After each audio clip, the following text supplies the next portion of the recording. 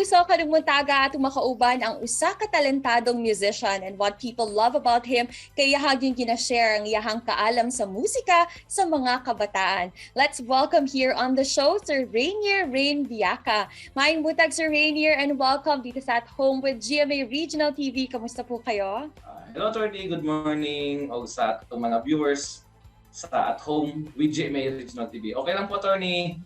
Sir Rainier, nakita namo ang usa ka video session kauban ng mga bata nga daw nagadjam mo sa usa ka kanta sa usa ka sikat nga banda.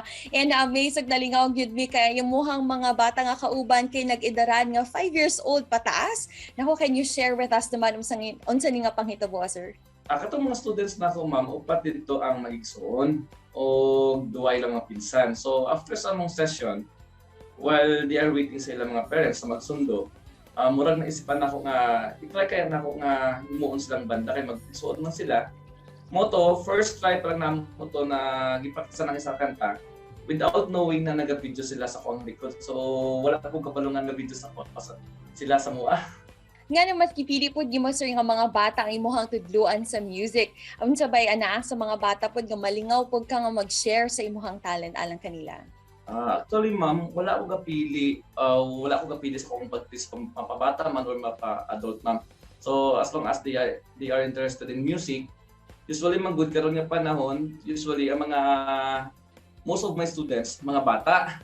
So that's why malingaw ko sa ilaha. So wala ko ginaisip sila as a students, kundi ginaisip po na ako or ginakabig po na ako sila na ako pong mga anak. Ang ginabuild po na ako sa ila, dili lang teacher-students relationship. Ang banding namo na ilahang ma-cherish bisag wala na sila sa studio, ma-remember ko nila. That's why ga-enjoy kami sa ilahang kung magdaway kami mag-jam. So gina-cherish mo na mo ang banding dito sa studio, ma'am. Let's go back sa mga nanghitabo ka ni adto sir asa pa nagsugod ang tanan nganong karon niabot ka sa point na nahimo na kang usa ka magtutudlo. And do you still remember unsa tong very first instrument that you've learned as a musician? So way back 90s, ma'am, siguro mga grade 4 or grade 5 ako. Actually wala ko sarili ng piano or keyboard sa balay, ma'am. Then nag-aadto ko sa simbahan, amigo na po na ako ang pastor. Then nag-ask pa yung pastor nga if ever gid man pastor, pwede ba ako maka-practice dira sa simbahan.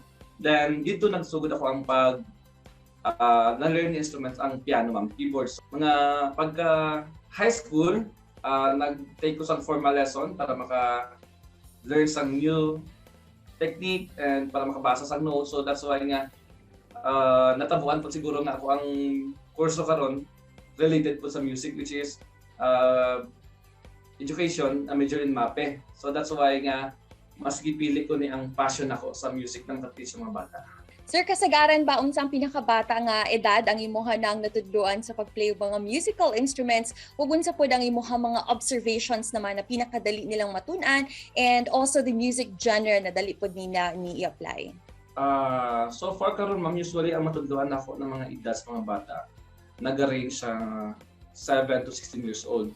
So og naapog ko yung mga uban nga mga bata 4 years old nga mga learn some music. So in my own observation, ma'am, mas dasig ang progress ang bata if love gyud nila ang instruments nga gina-enrollan nila.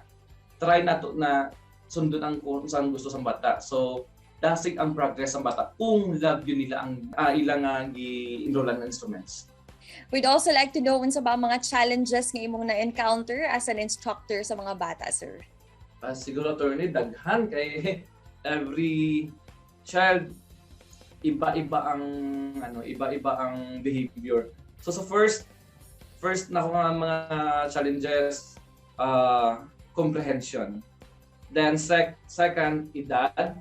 So labi na yung mga 5 years old, below 5 years old or 5 to 6 years old. So sila yung mga attention span nila medyo gamay. So that's why nag-create ako sang technique kung paano ko sila mapastay sa lesson. So that's why ginhatag ko ang mga weaknesses nila. Kung weaknesses nila food, ginhatag ko na sa ila. Kung weaknesses nila ang toys, ginhatag ko na sa ila para lang maka-learn sila. So kailangan sila pauyunan, ma'am, sa behavior, or mapa-emotional man. So that's why be careful tayo sa mga lihok nato para sa ila.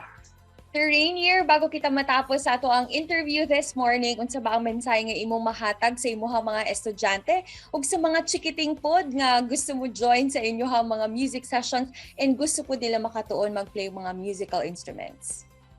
Ang ako masulti lang sa mga aspiring musicians, no? Labi na sa atong mga, kung ato yung mga passions sa music. So as long as ika maayo, i-discover ninyo, i-develop ninyo na.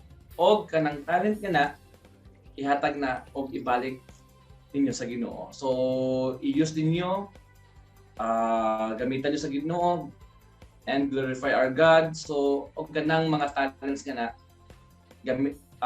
dungagan pala niya. So og ganang mga talent nyo, magamit yun na sunod. Daghan kaayong salamat, sir, for sharing your story and your time. Padayon and keep on inspiring the young ones. Thank you, God bless you. Kini ang At Home with GMA Regional TV.